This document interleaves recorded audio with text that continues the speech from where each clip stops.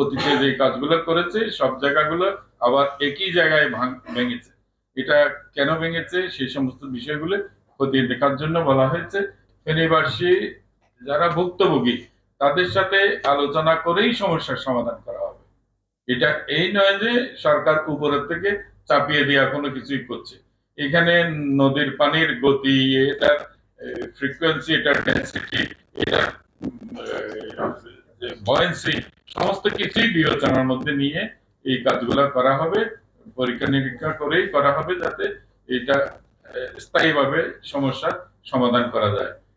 বিষয়টা আপনাদের যেরকম উদ্বেগের একইভাবে আমাদেরও উদ্বেগের। এখানে 10 টাকা যদি খরচ হয় ওই টাকাটা আপনাদের পকেটের টাকা। এটা সরকার ব্যবস্থাপনা করে শুধু। এটা সরকারের টাকা নয়, সরকার বলতে কিছুই নেই, সবই আপনারা।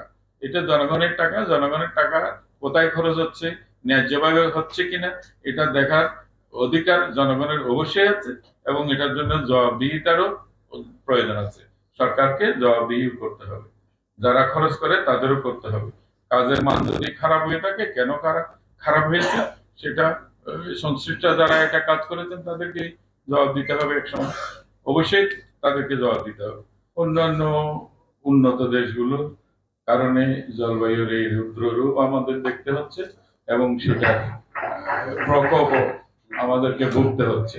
সার্বক্ষণিক আমরা সবাই এটা নিয়ে উদ্বেগে থাকি যে ফেনীর পরিস্থিতি কি হচ্ছে। বিগত একটা বন্যায় আমরা অদ্ভুত ভাবে দেখেছিলাম যে সারা দেশের প্রাণ যেন এসে ফেনীতে থমকে দাঁড়িয়েছিল।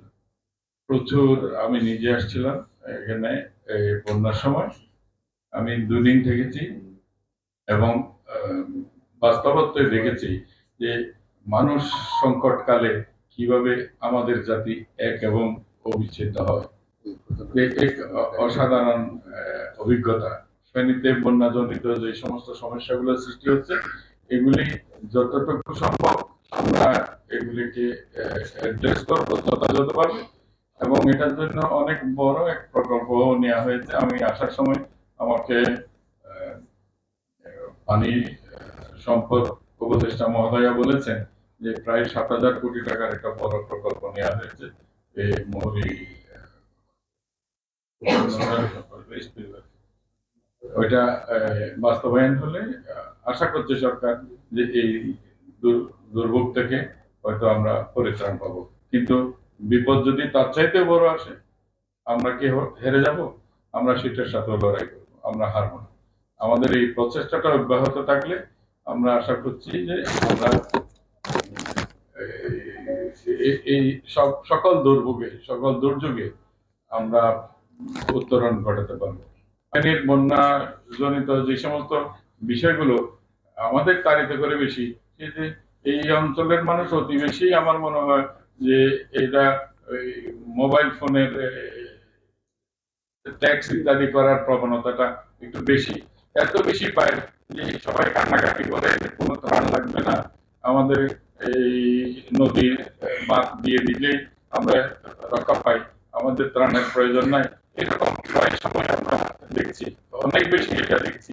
আমি এসে প্রথমে এটা জিজ্ঞেস করেছিলাম, কিন্তু দেখা গেল 9,500 জনের মতো বন্যার্থ মানুষ ত্রাণ আশ্রয় কেন্দ্রগুলোতে অবস্থান করছে, এবং তাদেরকে রান্না করা খাবার দিতে হচ্ছে। ত্রাণের প্রয়োজন নাই এটা মোটেও ঠিক নয়। বাঁধও দিতে হবে, ত্রাণও দিতে হবে। ত্রাণটা সবার আগে করতে হবে, কারণ মানুষের জীবন রক্ষা করাটা প্রধান কাজ। মানুষের জীবন রক্ষা হয়ে যাওয়ার পর তখন এই সমস্ত পরিস্থিতি মোকাবেলার জন্য যা যা কাঠামো নির্মাণ করতে হবে সেগুলি আমরা প্রয়োজন অনুসারে নির্মাণ করে নেব, আমাদের দেশের সামর্থ্য অনুযায়ী নির্মাণ করে নেব। আমাদের ইঞ্জিনিয়ারদের প্রজ্ঞা মেধা এসব দিয়ে এগুলি আমরা দূর করতে পারবো, দূর করে নেব। তো এইসব কোনো কঠিন কোনো ব্যাপার নয়। আমরা যতদিন আমরা জাতি হিসাবে আমরা ঐক্যবদ্ধ থাকবো, আমাদের কাছে এই সমস্ত কোনো বাধাই তেমন বাধা হয়ে থাকবে না। আশা করি ফেনীবাসীর সাথে সারা দেশ যুক্ত আছে। অন্যবার অনেক বেশি স্বেচ্ছাসেবকরা এখানে আসছিল, পরবর্তী পর্যায়ে স্বেচ্ছাসেবকদেরই ত্রাণ দিতে হয়েছে এখানে। তো এবারও ঠিক একই রকমের তারা আসেনই বটে, কিন্তু আপনাদের প্রতি, তাদের এই ফেনীর পরিস্থিতির প্রতি তাদেরও দৃষ্টি আছে। আমরা জাতি যখন ঐক্যবদ্ধ হয়েছি, সমস্যা তো আমাদের কাছে থাকার কথা নয়, আমরা সেই সমস্যা উত্তরণ করতে পারবো। আপনাদের সবাইকে ধন্যবাদ। ভালো থাকবেন। এই বিপদ আমাদের কেটে যাবে আশা করছি। তো সবসময় সরকার সার্বক্ষণিকভাবে সচেষ্ট এই বিপদ মোকাবেলায় সর্বতভাবে সাহায্য সহযোগিতা দেওয়ার জন্য।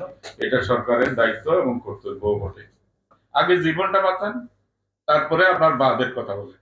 বাঁধের কথা এখন বললে তো আমি এখন বাদ দিতে পারবো, এখন তো প্রচুর পানি। আমরা চাইলেও তো, সরকার চাইলেও তো এখানে কিছুই করতে পারবে। আগে পানিটা নেমে যাক, তারপরে আপনারা বাঁধের কথা বলবেন। তখন যদি বাঁধ না হয়, আপনারা ফেনীবাসী আবার বলতে থাকবেন, তখন সরকার বাধ্য হবে যে বাঁধ দিতে। এটা কোনো সমস্যা না।